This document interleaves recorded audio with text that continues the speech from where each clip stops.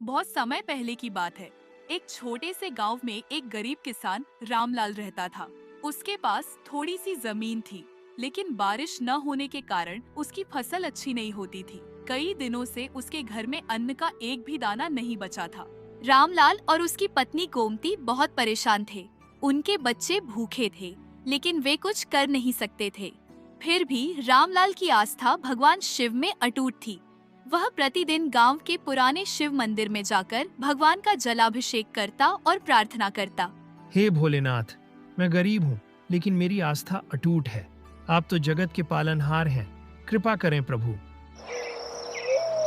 उसकी पत्नी कभी कभी कहती, शिव, भक्ति अच्छी है, लेकिन हमारे बच्चों का पेट भी तो भरना है। भगवान हमें कब तक परखेंगे? गोमती, भगवान की कृपा अवश्य होगी, हमें धैर्य रखना होगा। एक दिन जब रामलाल खेत से घर लौट रहा था, तो रास्ते में उसने एक बूढ़े साधु को देखा। वह बहुत थके हुए लग रहे थे। बेटा, मैं बहुत भूखा हूँ, क्या तुम मुझे कुछ खाने को दे सकते हो? रामलाल के पास खुद के लिए भी भोजन नहीं था, लेकिन वह साधु को अपने घर ले गया और अपनी पत्नी से कहा, गोमती देखो, ये बाबा भूखे हैं, जो कुछ भी हमारे पास है इन्हें खिला दो। गोमती ने आखिरी बचा हुआ आटा निकाला और उसमें थोड़ा सा पानी मिलाकर 2 रोटियां बनाई। उसने साधु को प्रेम पूर्वक भोजन कराया। साधु मुस्कुराए और बोले, रामलाल, तुम्हारा हृदय बहुत विशाल है। तुमने खुद भूखे रहकर भी मुझे खिलाया। कल सुबह तुम्हारे खेत में कुछ अद्भुत होगा। अगली सुबह जब रामलाल अपने खेत में पहुंचा, तो उसने देखा कि उसका पूरा खेत लहलहाती फसलों से भरा था।